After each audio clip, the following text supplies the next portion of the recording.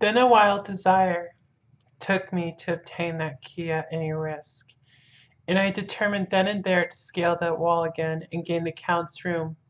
He might kill me, but death now seemed the happier choice of evils. Without a pause, I rushed up to the east window and scrambled down the wall, as before, into the Count's room. It was empty, but that was as I expected. I could not see a key anywhere, but the heap of gold remained. I went through the door in the corner and down the winding stair and along the dark passage to the old chapel. I knew now well enough where to find the monster I sought. The great box was in the same place, close against the wall, but the lid was laid on it, not fastened down, but with the nails ready in their places to be hammered home.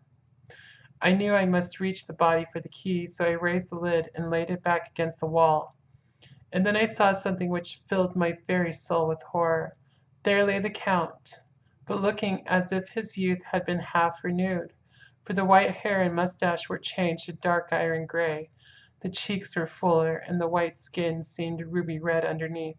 The mouth was redder than ever, for on the lips were gouts of fresh blood which trickled from the corners of the mouth and ran over the chin and neck. Even the deep burning eyes seemed set amongst swollen flesh, for the lids and pouches underneath were bloated. It seemed as if the whole awful creature were simply gorged with blood. He lay like a filthy leech, exhausted with his repletion. I shuddered as I bent over to touch him, and every sense in me revolted at the contact. But I had to search, or I was lost. The coming night might see my own body a banquet in a similar way to these horrid three.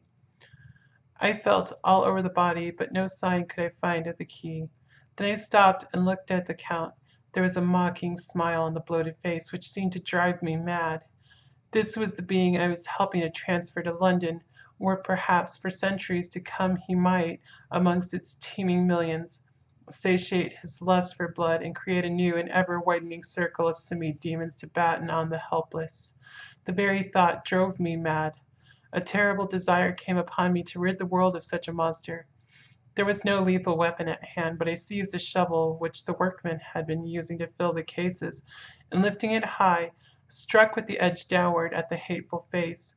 But as I did so, the head turned, and the eyes fell up full upon me with all their blaze of basilisk horror. The sight seemed to paralyze me, and the shovel turned in my hand and glanced from the face, merely making a deep gash above the forehead.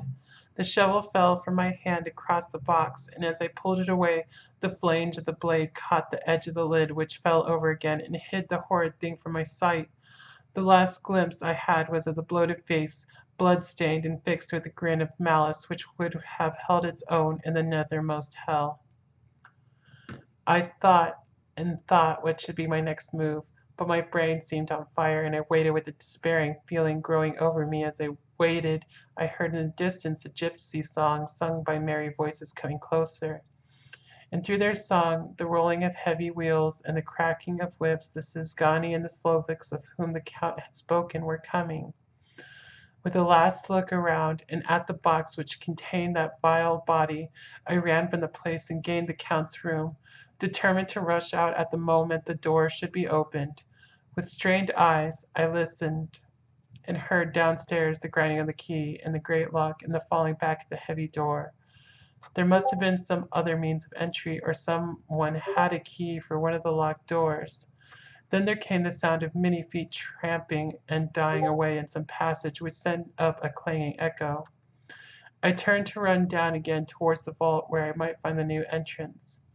But at the moment there seemed to come a violent puff of wind, and the door to the winding stair blew to with a shock that set the dust from the lintels flying.